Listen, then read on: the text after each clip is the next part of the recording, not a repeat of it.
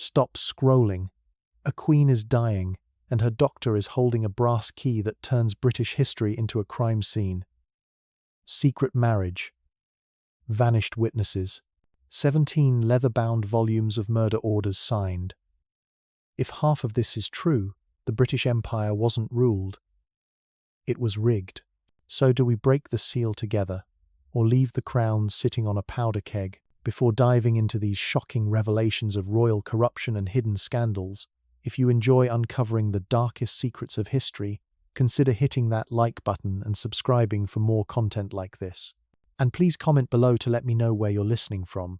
I find it incredible that we're exploring these buried truths together from different parts of the world, connected across time and space by our shared fascination with the stories they tried to erase. The woman gasping for breath in that candlelit chamber wasn't always forgotten. Adelaide had once been destined for greatness, born into German nobility in 1835, raised in the glittering courts of Europe where she learned to speak 7 languages fluently and mastered the deadly arts of political intrigue before most girls learned to embroider. At 19, she was considered one of the most beautiful and intelligent princesses of her generation. Marriage proposals arrived from across the continent, each one accompanied by promises of power, wealth, and influence that would have made her one of the most formidable queens in history. But Adelaide made a choice that would doom her to obscurity and ultimately lead to these deathbed revelations that would terrorize the British establishment. Instead of accepting a politically advantageous marriage to a powerful prince, she fell desperately in love with Prince George, Duke of Cambridge, Queen Victoria's own cousin.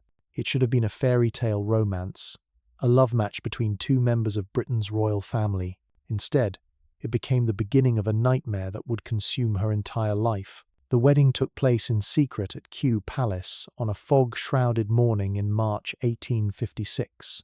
Only 12 people attended the ceremony, and even fewer knew the bride's true identity. Because Adelaide wasn't just marrying into the British royal family, she was walking directly into the crosshairs of the most dangerous conspiracy in Victorian history, a plot so explosive that it would eventually claim dozens of lives and require the systematic elimination of anyone who discovered the truth. Queen Victoria herself had orchestrated Adelaide's marriage, but not out of romantic sentiment or family loyalty. The Queen had discovered something about Prince George that threatened to destroy the monarchy entirely, a secret so catastrophic that it required immediate containment. Adelaide wasn't chosen as George's bride because of her beauty or intelligence. She was selected because she was expendable, a foreign princess with no powerful allies who could be sacrificed if the truth ever came to light. What Victoria hadn't counted on was Adelaide's razor-sharp mind and her gift for uncovering secrets that others preferred to keep buried. Within months of her marriage, Adelaide had stumbled onto evidence of crimes that reached into the very heart of the royal family. Murder, treason, and corruption on a scale that would have toppled governments and rewritten the history books. But instead of reporting what she'd discovered, Adelaide made the fatal mistake of confronting Queen Victoria directly. The meeting took place in Victoria's private study at Buckingham Palace on a November afternoon in 1857.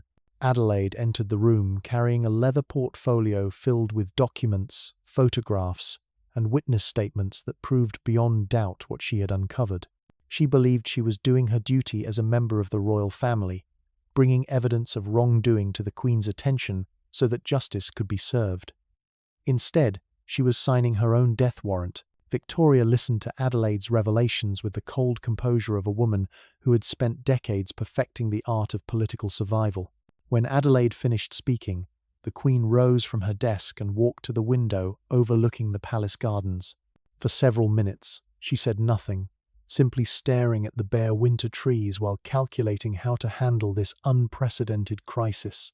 Finally, she turned back to Adelaide with a smile that never reached her eyes. "My dear child," Victoria said, her voice carrying the deadly sweetness of poisoned honey, "you have stumbled into matters far beyond your understanding. These allegations you've brought me, they're the fantasies of a troubled mind, clearly suffering from the strain of recent marriage. I think it would be best if you took some time away from court to recover your composure."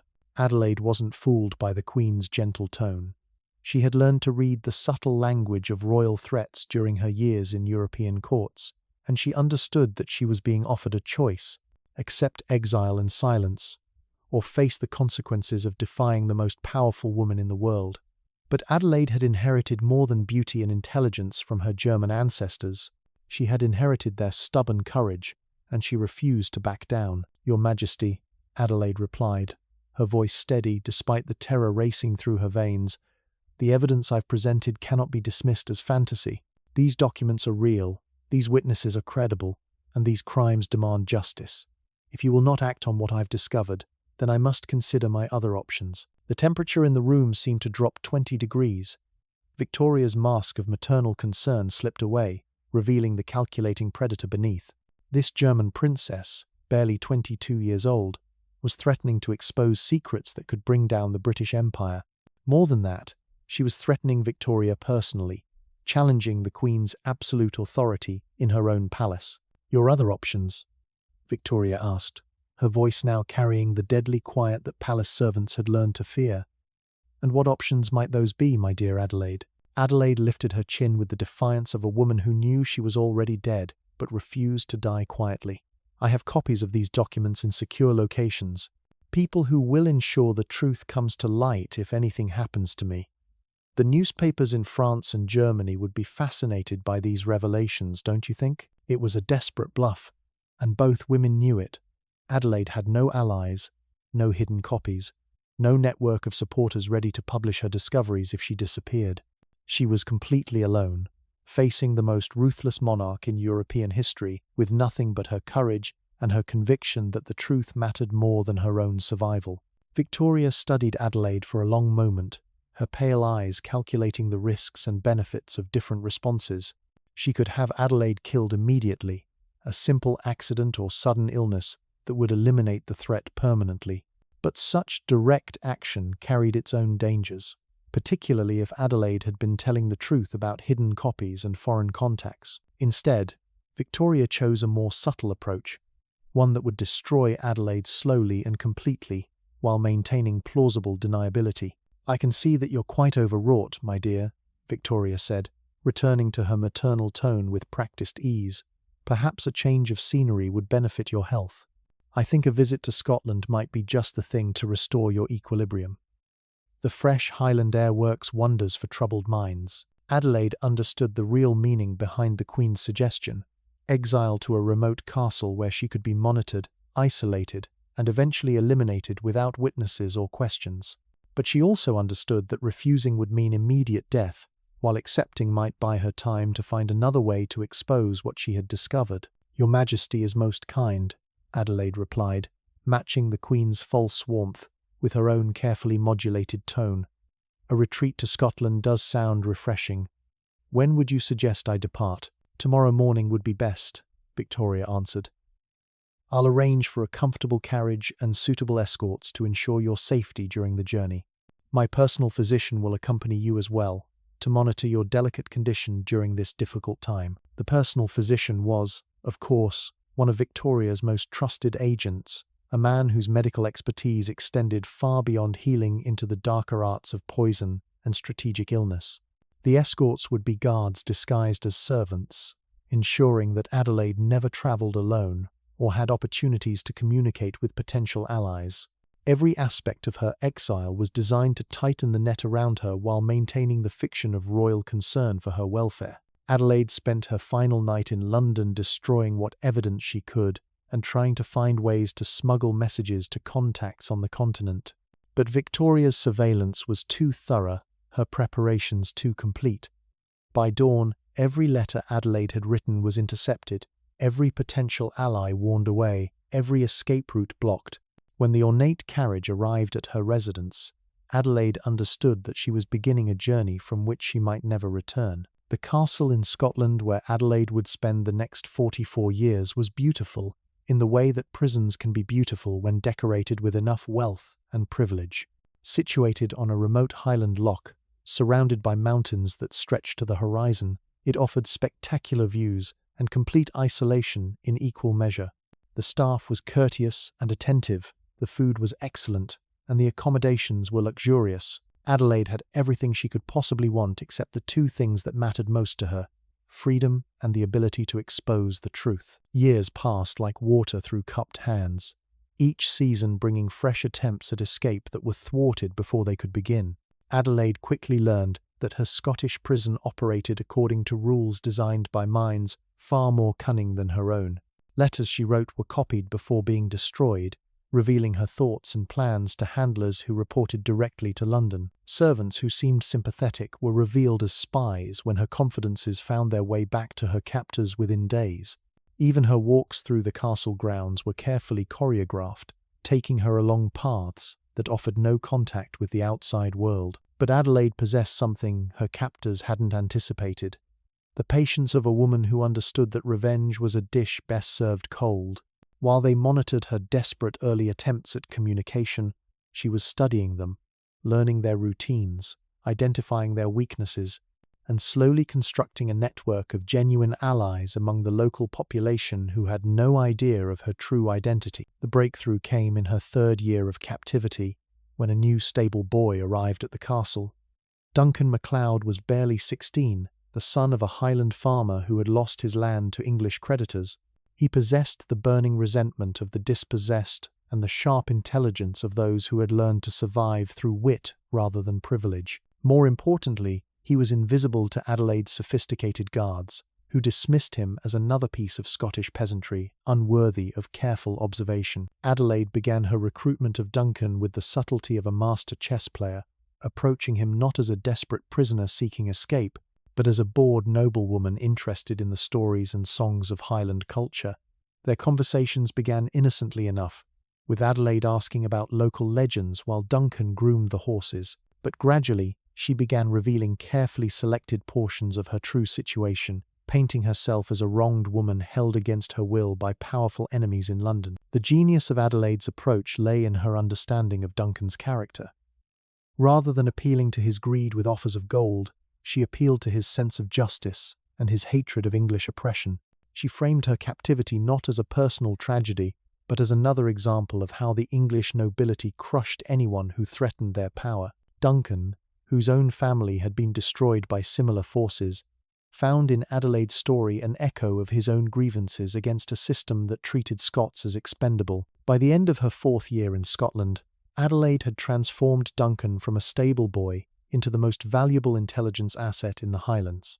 He carried her messages to contacts across Europe, using routes through fishing villages and mountain passes that Victoria's agents never suspected existed. More crucially, he helped Adelaide begin documenting new evidence of the crimes she had originally discovered, tracking down survivors and witnesses who had scattered to the winds after her initial confrontation with the Queen. What Adelaide uncovered during those long years of patient investigation would have staggered anyone less familiar with the depths of royal corruption. The original conspiracy she had stumbled upon was merely the tip of an iceberg that extended far deeper into British politics and society than she had ever imagined. Victoria hadn't just been covering up isolated incidents of criminal behavior. She had been orchestrating a systematic campaign of murder, blackmail, and political manipulation that had eliminated dozens of potential threats to her authority over the decades. The Queen's methods were as varied as they were ruthless. Political opponents died in convenient accidents or sudden illnesses that struck just before crucial parliamentary votes. Journalists who asked inconvenient questions found themselves ruined by financial scandals that appeared from nowhere. Foreign diplomats who proved difficult to manage suffered mysterious poisonings during state dinners. Even members of the royal family itself weren't immune if they posed threats to Victoria's carefully constructed public image. Prince George, Adelaide's own husband, had been one of Victoria's early victims. His crime hadn't been treason or political opposition, but something far more dangerous to the monarchy's reputation. He had discovered evidence that Victoria herself was not the legitimate heir to the British throne. The documents George had found suggested that Victoria's father, the Duke of Kent, had been secretly married to another woman before his official marriage to Victoria's mother. If true, this would have made Victoria's entire reign illegal and thrown the succession into chaos that could have destroyed the monarchy entirely. George's death had been arranged with the same cold efficiency that characterized all of Victoria's operations. A hunting accident in the Scottish Highlands, witnessed by carefully selected companions who testified to the tragic misfortune that claimed such a promising young prince. Adelaide had been permitted to attend the funeral, where she played the role of grieving widow while Victoria offered her personal condolences with tears that seemed genuine to everyone except Adelaide herself. But Victoria's greatest crime, the one that would shake the foundations of the British Empire when it was finally revealed, involved the systematic elimination of an entire bloodline that threatened her claim to the throne. The Plantagenet claimants, descendants of medieval kings whose rights to the English crown predated the House of Hanover by centuries, had been quietly disappearing for decades. Some died in convenient accidents, others succumbed to mysterious illnesses, still others simply vanished without trace from their homes and estates. Adelaide's investigations revealed that Victoria had been methodically tracking down every surviving member of the Plantagenet line, no matter how distant their connection to the medieval throne. She had employed a network of genealogists, historians, and assassins to identify potential claimants and eliminate them before they could discover their own heritage or pose challenges to her authority. The scope of this campaign was breathtaking in its thoroughness and terrifying in its implications for anyone who might threaten royal power. The evidence Adelaide compiled during her years in Scotland filled 17 leather-bound volumes, each one documenting specific crimes with the precision of a trained investigator. She had witnessed statements from servants who had observed suspicious deaths, financial records showing payments to known assassins, correspondence between Victoria and her agents discussing the elimination of threats, and genealogical charts mapping the systematic destruction of rival bloodlines. More damning still were the photographs Adelaide had managed to acquire through Duncan's network of contacts. Images of crime scenes that had been officially ruled accidents, pictures of supposed suicide victims whose wounds were inconsistent with self-infliction, portraits of missing persons whose disappearances had never been properly investigated. Each photograph told a story of murder disguised as misfortune, of lives snuffed out to protect the terrible secret at the heart of the British monarchy. As Adelaide's collection of evidence grew, so did the risks associated with her investigation. Victoria's agents had begun to suspect that their prisoner was not as isolated as they had intended. Servants at the Scottish castle were replaced more frequently, their backgrounds scrutinized more carefully. Adelaide's movements were restricted further, her correspondence monitored more intensively, her visitors limited to a handful of carefully vetted individuals. The crisis came in Adelaide's 15th year of captivity, when one of her messages was intercepted by Victoria's agents. Duncan MacLeod, now a trusted member of Adelaide's network, had been carrying documents to a contact in Edinburgh when he was arrested by men who seemed to know exactly what he carried and where he was going. Under interrogation, Duncan revealed nothing of importance, but his capture sent shockwaves through Adelaide's carefully constructed intelligence operation. Within days of Duncan's arrest, Adelaide found herself transferred to an even more secure location, a fortress-like castle in the remote Shetland Islands where the nearest neighbour lived 50 miles away. Her new prison was staffed entirely by Victoria's personal agents, men whose loyalty had been tested through decades of faithful service in the darkest corners of royal operations. There would be no more sympathetic servants, no more opportunities for clandestine communication, no more hope of escape or exposure. But Adelaide had anticipated this possibility and prepared accordingly. Before her transfer, she had hidden copies of her most damning evidence in locations scattered across Scotland, each cache protected by loyal allies who understood the importance of their trust. More crucially, she had composed a detailed confession that laid out everything she had discovered about Victoria's crimes, written in her own hand and sealed with her personal signet ring to guarantee its authenticity. This confession, along with supporting documents that proved beyond doubt the scope of Victoria's murderous conspiracy, was entrusted to a network of supporters who had sworn to keep it safe until the moment when it could be revealed to the world. Adelaide knew that she might never live to see justice done, but she was determined that the truth would eventually surface, even if it took decades for the right moment to arrive. The moment came on that bitter December morning in 1901, as Adelaide lay dying in her final prison while Victoria herself lay on her own deathbed at Osborne House. The old Queen's grip on power was finally weakening, her network of agents and assassins beginning to fracture as they prepared for the inevitable succession. Adelaide understood that if she was ever going to reveal what she knew, it had to be now. While the transition of power created opportunities for her supporters to act without immediate retaliation, the physician attending Adelaide's deathbed was Dr. Edmund Hartwell, a man whose loyalty to the crown had been purchased decades earlier through a combination of gold and terror.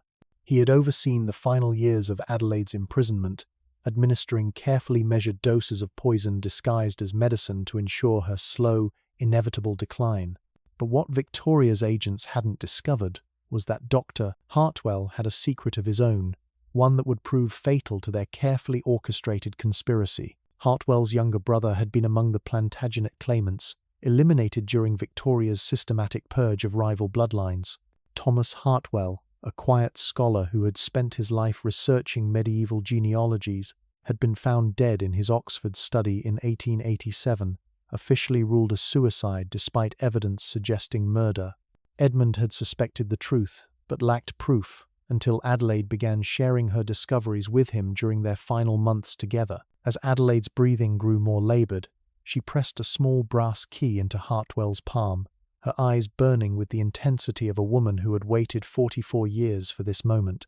The key opened a hidden compartment in her writing desk, where she had concealed the most explosive documents in her collection.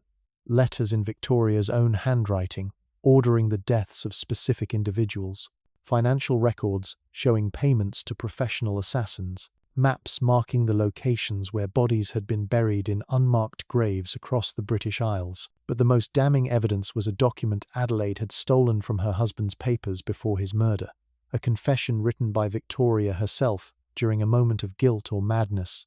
In her own words, the Queen had detailed her knowledge of her illegitimate claim to the throne and her decision to eliminate anyone who might challenge her authority. The document bore Victoria's personal seal and signature, making it impossible to dismiss as forgery or fabrication. Dr. Hartwell understood that possessing such evidence made him the most dangerous man in Britain. Victoria's network of agents would stop at nothing to recover these documents and eliminate anyone who had seen them. But Hartwell also understood that this was his only chance to avenge his brother's murder and expose the truth about the monarchy's darkest secrets. As Adelaide drew her final breath on that December morning, she whispered instructions that would set in motion the most explosive royal scandal in British history. Her supporters across Europe had been waiting for decades for the signal that would trigger the release of her evidence. The signal was simple: the publication of her obituary in the Times of London, written in a specific code that would alert her allies that the moment for revelation had finally arrived. The obituary appeared 3 days later, a seemingly innocuous notice announcing the death of an obscure German princess who had lived in retirement for many years, but embedded within the conventional language of mourning were phrases that carried deadly meaning for those who knew how to read them. Her final words brought peace to troubled souls, meant that the evidence was ready for release. She rests now among the Highland heather, indicated the locations where supporting documents could be found. Within hours of the obituary's publication, Adelaide's network sprang into action with the precision of a military operation. In Edinburgh, a retired journalist named James Macpherson received a package containing photographs and witness statements documenting Victoria's crimes. In Paris, a German diplomat found detailed genealogical charts proving the existence of legitimate Plantagenet heirs who had been systematically murdered. In Rome, a Vatican librarian discovered correspondence revealing Victoria's knowledge of her own illegitimate claim to the British throne. But the most devastating revelation was reserved for London itself, where Dr. Hartwell had arranged for Adelaide's confession to be delivered directly to the offices of the Manchester Guardian, one of the few newspapers with the courage to publish stories that might bring down governments. The editor, C.P. Scott, initially dismissed the package as the work of a crank or anarchist seeking to destabilize the monarchy during the delicate period of succession following Victoria's death. Scott's attitude changed dramatically when he examined the documents more carefully. The handwriting analysis confirmed that Victoria's confession was genuine, written in the Queen's own hand, and authenticated by her personal seal. The supporting evidence was overwhelming in its scope and detail, documenting crimes that spanned decades and claimed hundreds of lives. Most importantly, the genealogical evidence proved beyond doubt that Victoria had known throughout her reign that her claim to the throne was legally questionable. The implications were staggering. If Victoria's reign had been illegitimate, then every law she had signed, every treaty she had negotiated, every decision she had made as queen was potentially invalid. The entire structure of the British Empire, built on the foundation of her authority, could collapse overnight if the truth became public knowledge. More immediately, the new King Edward VII's own claim to the throne would be thrown into question, potentially triggering a constitutional crisis that could destroy the monarchy entirely. Scott understood that publishing Adelaide's revelations would be the most dangerous decision of his career. Victoria's network of agents was still operational, still capable of eliminating threats to royal power with the same ruthless efficiency they had demonstrated for decades. But Scott also understood that failing to publish would make him complicit in covering up crimes that included mass murder, treason, and the systematic corruption of British justice. The decision was made easier by additional evidence that arrived at the Guardian's offices over the following days. Adelaide's supporters across Europe began releasing their portions of the evidence simultaneously, creating a coordinated assault on Victoria's reputation that would be impossible to suppress completely. French newspapers published photographs of crime scenes. German publications revealed correspondence between Victoria and foreign assassins. Italian journals documented the Vatican's knowledge of irregularities in the British succession. But the most explosive revelation came from an unexpected source: Victoria's own private papers, released by a palace servant who had been secretly documenting the Queen's activities for years.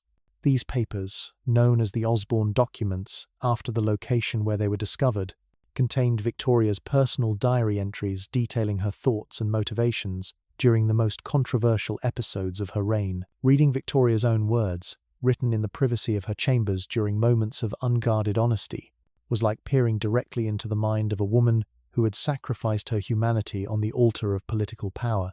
She wrote about ordering deaths with the same casual tone she used to discuss the weather. She described eliminating potential threats to her authority as necessary maintenance, like pruning diseased branches from a garden tree. Most chilling were her reflections on the psychological toll of her actions. Victoria was not a psychopath incapable of feeling guilt or remorse. She was a woman who understood exactly what she was doing and chose to continue anyway because she believed that preserving the monarchy justified any crime. Her diary entries revealed the mental gymnastics she performed to rationalize mass murder as patriotic duty, the elaborate philosophical frameworks she constructed to justify the unjustifiable. The Osborne documents also revealed the extent to which Victoria's crimes had corrupted the entire British establishment. Members of Parliament, judges, military officers, and civil servants had all participated in or enabled her murderous conspiracy, either through active collaboration or willful blindness. The web of complicity extended so deeply into British society that exposing Victoria's crimes threatened to implicate hundreds of prominent figures in treason and murder. As news of Adelaide's revelations spread across Europe, panic began to grip the British establishment.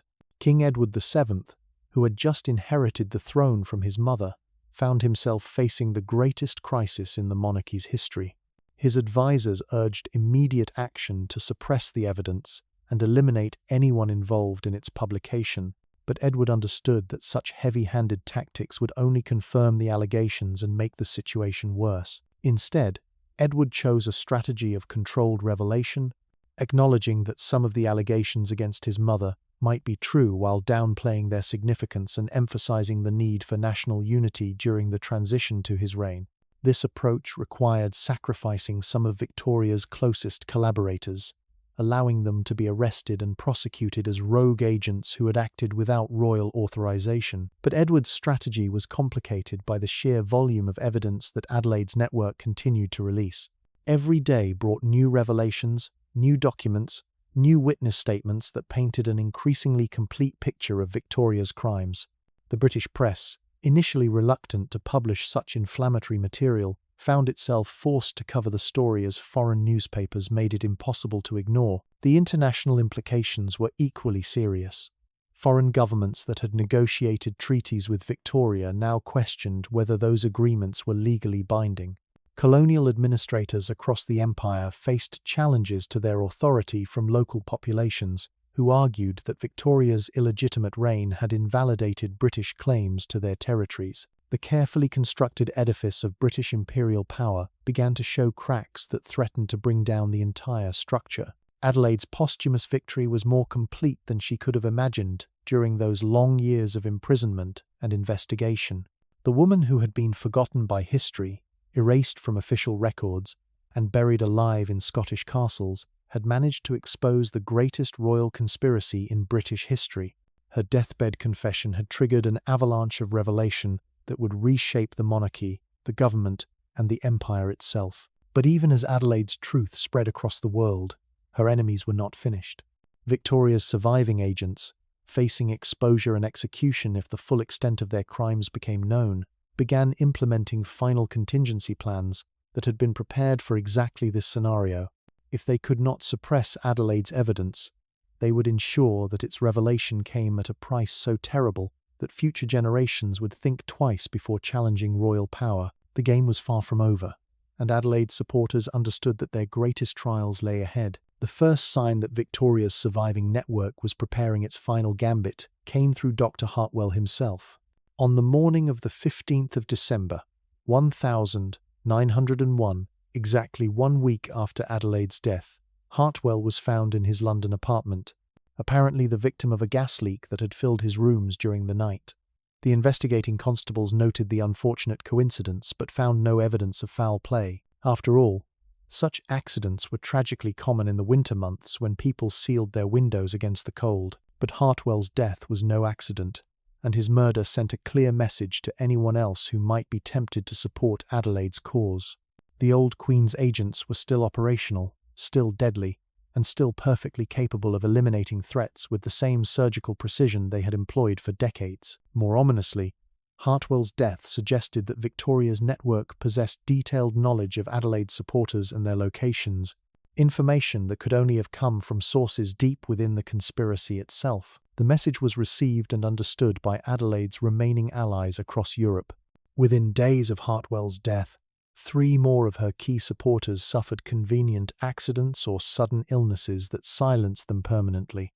A retired diplomat in Vienna choked to death on a fishbone during dinner at his club. A journalist in Berlin collapsed from an apparent heart attack while walking to his office. A Vatican librarian in Rome was found at the bottom of a marble staircase, his neck broken in what appeared to be a tragic fall. Each death was perfectly plausible in isolation, but together they formed a pattern that Adelaide's surviving network recognized with mounting horror. They were being systematically eliminated by an organization that seemed to know their every move, their every contact, their every plan before they could implement it. The hunters had become the hunted, and their invisible enemies possessed advantages that made resistance seem futile. James Macpherson, the Edinburgh journalist who had received some of Adelaide's most damning evidence, understood that his own death was inevitable unless he could find a way to accelerate the revelation process. Rather than waiting for the careful, coordinated release Adelaide had planned, Macpherson made the desperate decision to publish everything at once, flooding British and European newspapers with documents faster than Victoria's agents could suppress them. The strategy worked, but at a terrible cost.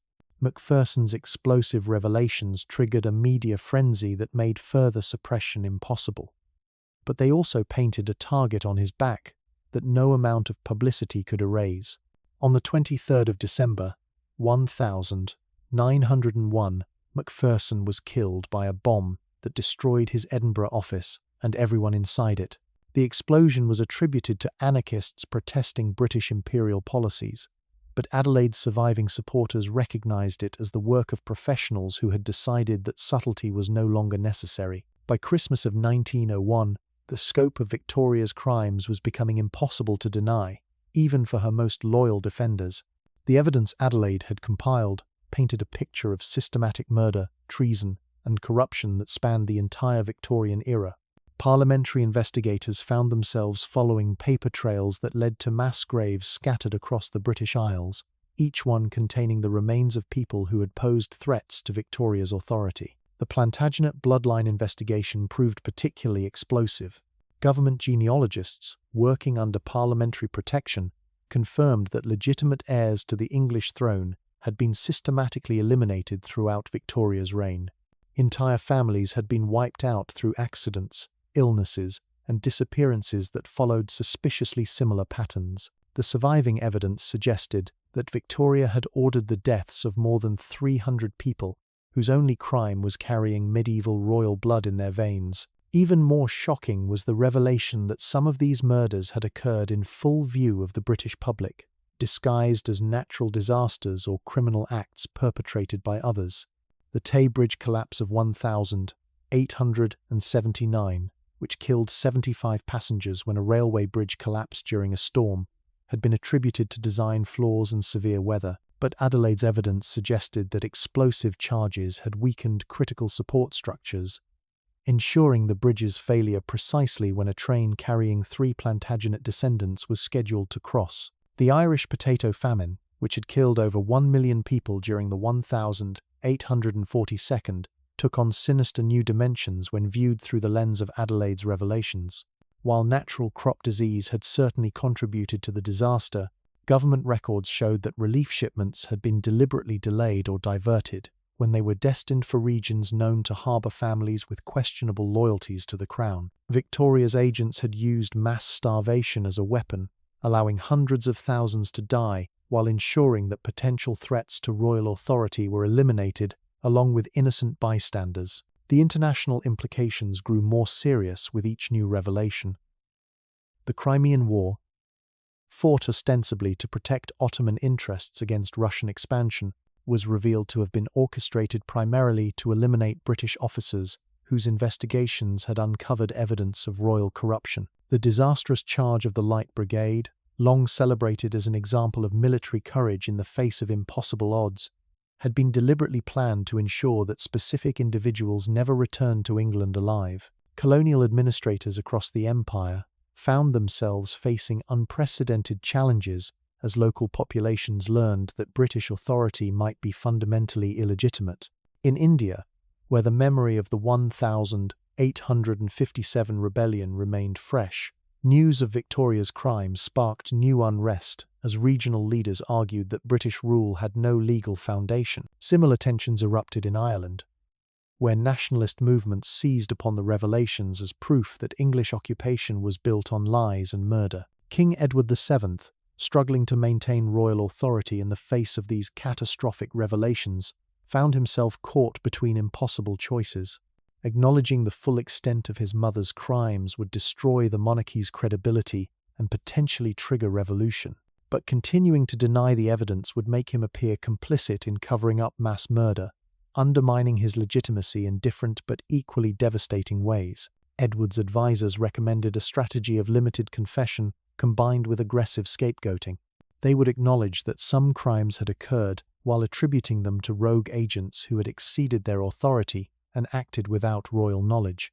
This approach required sacrificing some of Victoria's closest collaborators, but it offered the possibility of preserving the institution of monarchy while purging its most compromised elements. The strategy might have worked if Adelaide's evidence had been limited to historical crimes committed by people who were already dead, but her investigation had uncovered ongoing conspiracies that extended well into Edward's own reign, implicating current government officials in crimes that were still being committed. The network Victoria had built was too extensive, too deeply embedded in British institutions, to be eliminated through selective prosecutions and convenient scapegoats. More troubling still was the discovery that Victoria's crimes had created international complications that threatened Britain's relationships with every major European power. The systematic elimination of foreign nationals who had posed threats to British interests had violated numerous treaties and diplomatic agreements. Worse, some of these murders had been committed on foreign soil, using British diplomatic facilities and personnel in ways that constituted acts of war against allied nations. The French government, examining its own records in light of Adelaide's revelations, discovered evidence that British agents had assassinated French citizens who had possessed information about Victoria's illegitimate claim to the throne. The German Kaiser, Victoria's own grandson, found himself reviewing decades of suspicious deaths among German nobility that suddenly took on sinister new meaning. Even the Vatican began investigating whether British agents had murdered Catholic priests who had possessed documentary evidence about royal genealogies. These international investigations created a cascade of diplomatic crises that threatened to isolate Britain completely from European politics. Foreign governments that had maintained cordial relationships with London for decades began treating British diplomats as representatives of a criminal organisation rather than a legitimate state. Trade relationships suffered as European merchants questioned whether contracts signed with British representatives would be honoured by a government whose authority was fundamentally questionable. The economic implications proved equally devastating. British banks found themselves facing runs as depositors lost confidence in institutions that might have been complicit in royal crimes. The London Stock Exchange experienced unprecedented volatility as investors struggled to assess the long-term stability of companies that depended on imperial markets and government contracts. Colonial trade, the foundation of British prosperity, began to contract as local administrators faced challenges to their authority and rebels disrupted commercial operations. But perhaps the most serious threat to British stability came from an unexpected source: the British military itself. Career officers who had spent decades serving what they believed was a legitimate government found themselves questioning whether their oaths of loyalty had any meaning if the crown they served had no legal right to command their regal right to believed allegiance. More immediately, they faced the possibility that orders they had followed in good faith had made them accessories to mass officer who had commanded British forces in several colonial murder and treason. General Sir Hector Macdonald, a Scottish conflicts, exemplified the moral crisis facing the military establishment. Macdonald had built his reputation on unquestioning loyalty to crown and country, leading troops into battle across Africa and Asia in service of what he believed was a righteous cause.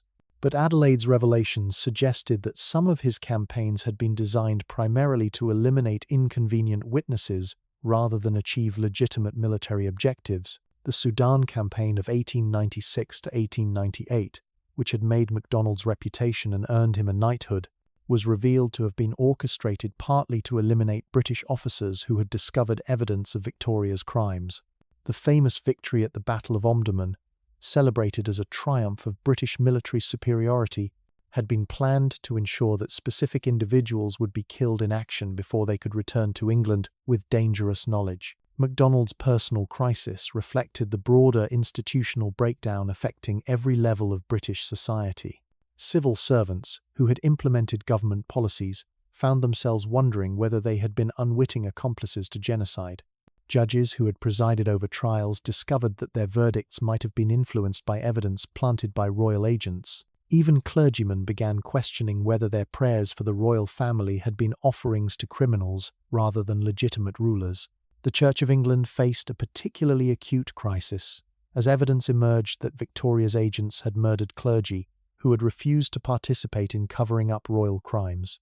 The Archbishop of Canterbury, Edward White Benson, had died suddenly in 1896 after reportedly expressing doubts about certain aspects of royal policy. His death had been attributed to heart failure, but Adelaide's evidence suggested that he had been poisoned after threatening to expose what he had learned about Victoria's activities. Parish records across England revealed a pattern of mysterious deaths among clergymen who had been assigned to investigate genealogical questions related to royal succession. These priests, selected for their scholarly expertise and discretion, had been tasked with verifying the legitimacy of various royal claims. Instead, they had uncovered evidence of systematic fraud and forgery in historical documents, evidence that had cost them their lives when they tried to report their findings. The revelation that Victoria's network had infiltrated and corrupted the Church of England struck at the very foundation of British moral authority. If the institution responsible for the spiritual guidance of the nation had been compromised by murderers and traitors, what hope remained for the moral regeneration of British society? Religious leaders across the country found themselves facing congregations that no longer trusted their authority or questioned their complicity in covering up royal crimes. Educational institutions faced similar challenges as scholars and historians discovered that their research had been manipulated and censored to support Victoria's fabricated version of British history. University libraries were purged of documents that contradicted official narratives about royal genealogy and succession. Professors who had asked inconvenient questions about historical inconsistencies had found their careers destroyed through academic scandals that were now revealed to have been orchestrated by royal agents. The systematic corruption of British intellectual life had implications that extended far beyond academic politics.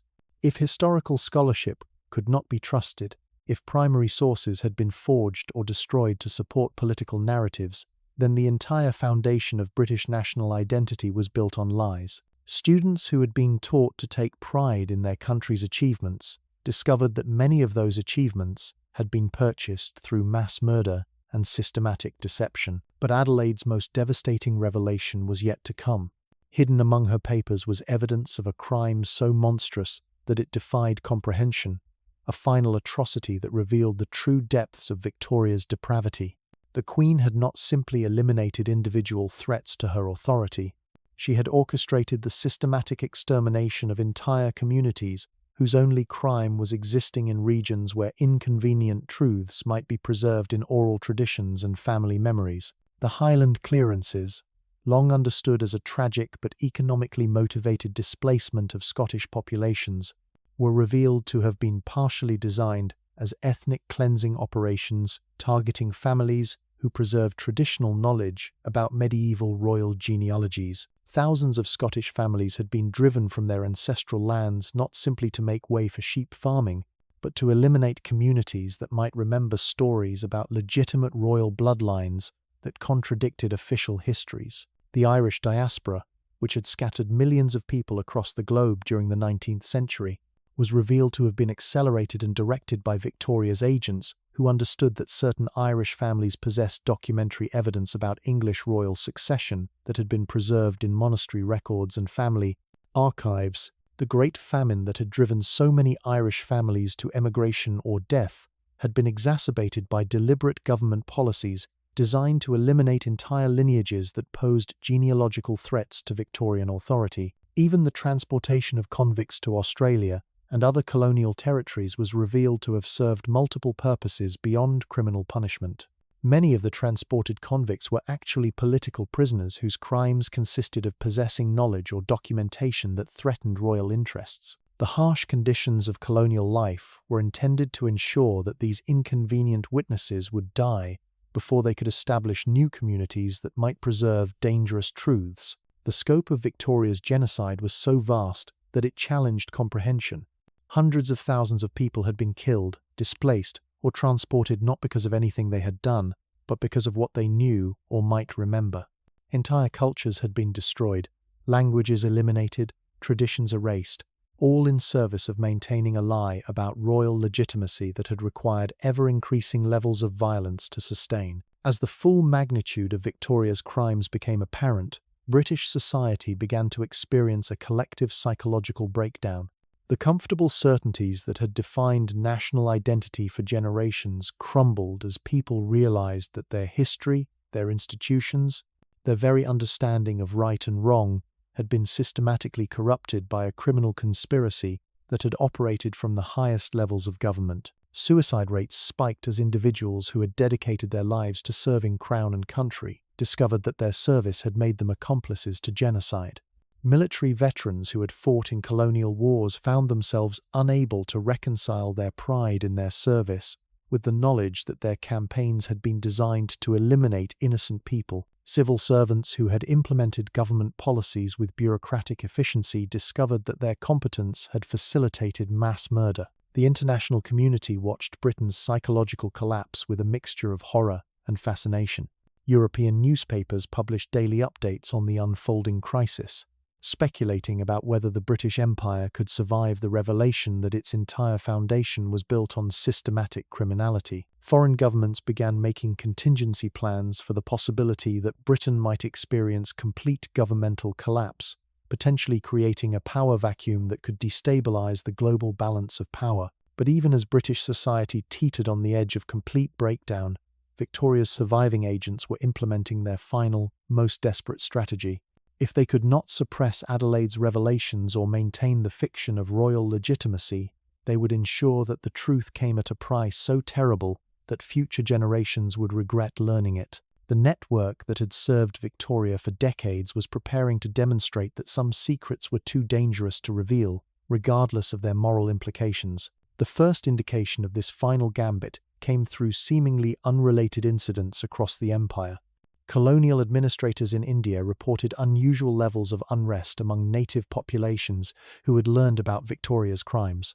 Irish nationalist groups began planning coordinated uprisings designed to exploit the crisis of British authority. Even in supposedly peaceful territories like Canada and Australia, local populations began questioning whether their colonial governments possessed any legitimate authority. But these challenges to imperial authority were not entirely spontaneous.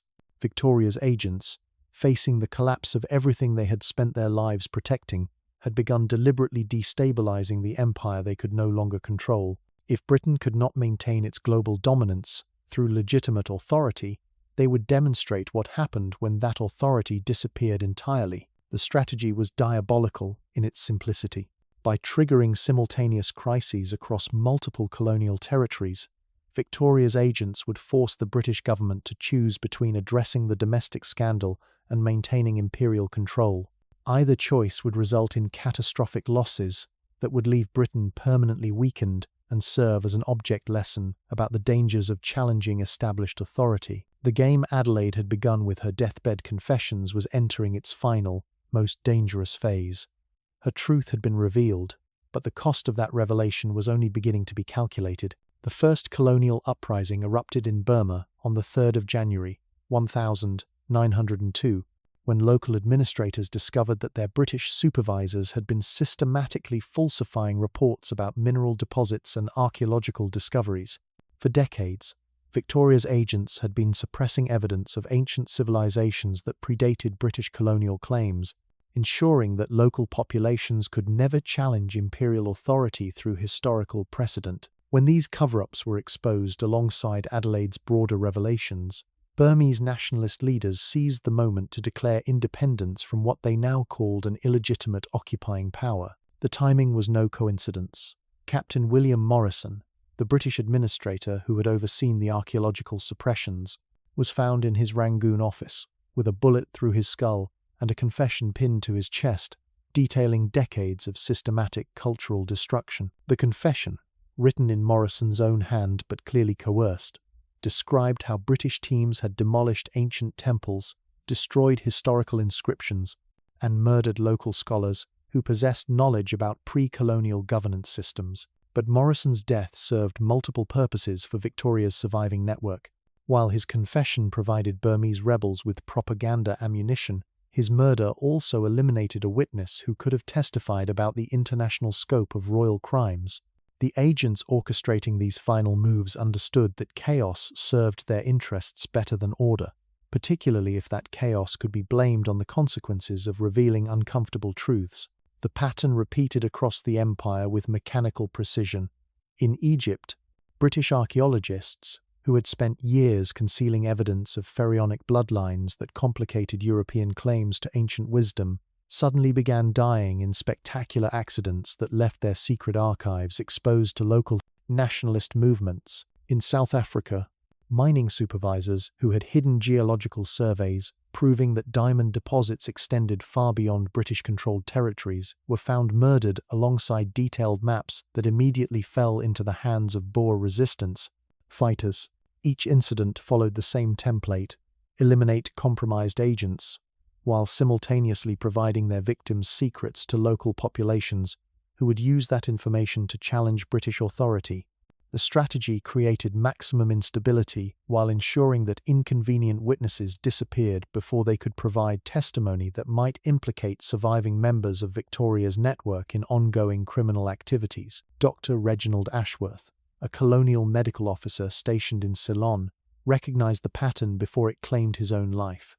Ashworth had spent 15 years documenting how British agricultural policies had deliberately introduced diseases that weakened native populations, making them more susceptible to exploitation and less capable of organized resistance. His medical records proved that what appeared to be natural epidemics were actually biological warfare campaigns designed to eliminate entire communities that posed threats to colonial stability. Understanding that his knowledge made him a liability, Ashworth attempted to flee Ceylon before Victoria's agents could silence him permanently.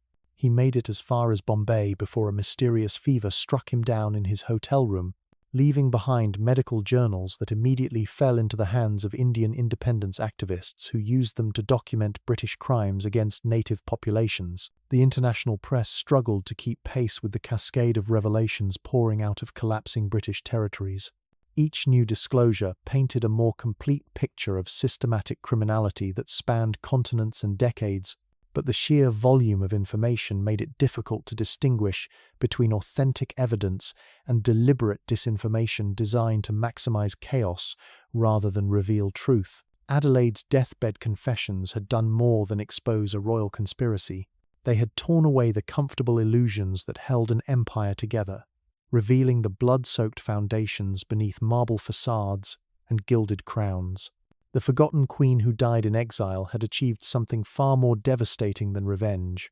She had forced an entire civilization to confront the truth about itself, and that truth was too terrible for most to bear. Victoria's network understood this perfectly as they orchestrated their final acts of destruction, ensuring that future generations would associate the pursuit of truth with the collapse of everything they held sacred. In the end, Adelaide's victory came at a price she never could have imagined, proving that some secrets are too dangerous to reveal, even when revealing them serves the cause of justice itself.